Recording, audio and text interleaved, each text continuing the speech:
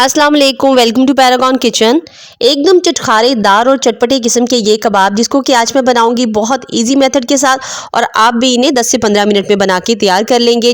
और साथ में शेयर करूंगी वो टिप जिससे इनका साइज़ भी छोटा नहीं होगा और एकदम फूले फूले बन के तैयार होंगे। तो चलिए बनाना शुरू करते हैं।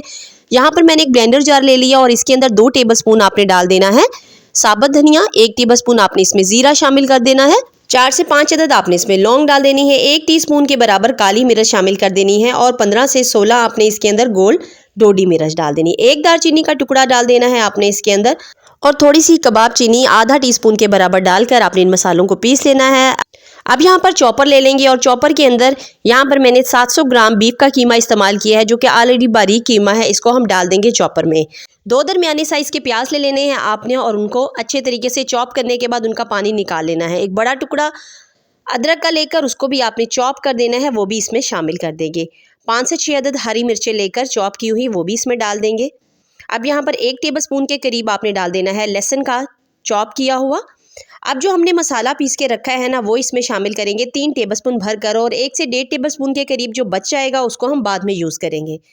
तो यहाँ पर ये मसाला डाल देना है आपने 3 टेबलस्पून के करीब। अब इसमें शामिल कर देना है आपने 2 टेबलस्पून या तो जौ का आटा इसमें शामिल करें या फिर आप इसके अंदर गंदम का आटा शामिल कर दें। जो भी इन दोनों आटों में से आपके पास अवेलेबल है वो आप इसमें डाल दीजिए। 1 टेबलस्पून आपने डाल देना है डालडा घी का चम्मच, आधा टेबलस्पून आपने इसमें नमक शामिल कर देना है, आधा टीस्पून आपने इसके अंदर मीठा सोडा शामिल कर देना है जिससे कि ये बिल्कुल सॉफ्ट अंदर तक कुक होंगे और इनका साइज़ भी बिल्कुल श्रिंक नहीं होगा। तो यहाँ पर मैंने एक स्टिक ले ली है। आपने क्या करना है, किसी पेंसिल की मदद से या किसी भी इस टाइप की कोई स्टिक लेकर इस तरह से कबाब आपने सारे बना लेने हैं और इजीली इस तरह से आपने उतार देना है। इस तरह एक होल सा हो जाएगा जिससे कबाब जो है वो अंदर तक इजीली कुक हो जाता है। तो सारे कबाब इसी तरीके से आपने किसी पेंसिल के ऊपर या इस तरह स्टिक के ऊपर चढ़ाकर बनाकर तैयार कर लेने हैं।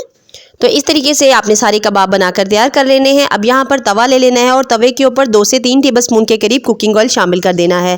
मीडियम फ्लेम के ऊपर रखते हुए आपने सारे कबाबों को रख देना है तवे पर, और इस तरह से सेटल्ड करते हुए सारे कबाब आपने मीडियम टू लो फ्लेम के ऊपर फ्राई कर लेने हैं।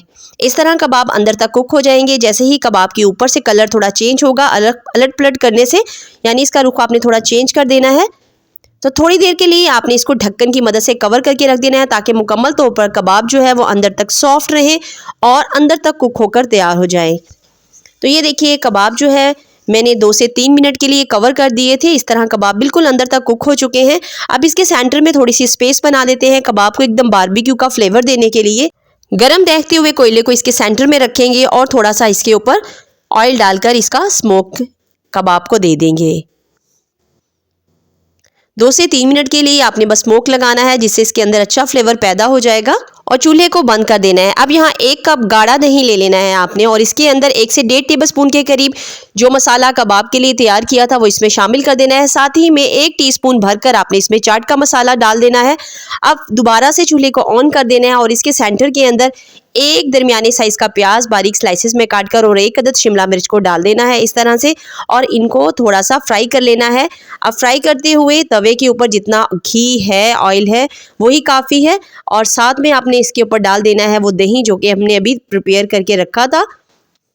अब यहाँ पर फ्लेम को मीडियम टू लो ही रहने देना है। उसमें क्या होगा, दही का अच्छा सा मसाला जो है ना सारा टेस्ट और फ्लेवर कबाब के अंदर भी जाएगा जिससे कबाब और भी ज़्यादा जूसी रहेगा, और वेजिटेबल्स के ऊपर भी मसाले का कोट हो जाएगा और इससे इनका फ्लेवर भी और ज़्यादा बढ़ जाएगा। तो यहाँ पर जब तक दही जो है बहुत अच्छे तरीके से एब्जॉर्ब हो जाएगी कबाब के अंदर और मसाले के साथ, वेजिटेबल्स के साथ, तो हमने इसको कुक कर लेना है।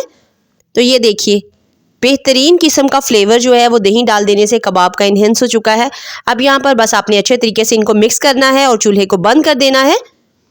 और ये देखिए बहुत ही टेस्टी और मज़ेदार किस्म के चटखारा कबाब जो है, बीफ चटखारा कबाब बनके तैयार है। तो दावत हो या लंच दोनों के लिए बहुत ही बेहतरीन प्लेटर है। ज़रूर से आप इसको ट्राई कीजिएगा। मुझे अपना फीडबैक ज़रूर से दीजिएगा। अगर वीडियो अच्छी लगी है तो वीडियो को थम्स अप कर दीजिए। इंशाल्लाह फिर मिलेंगे। टिल देन नेक्स्ट वीडियो, तब तक के लिए अल्लाह हाफिज़।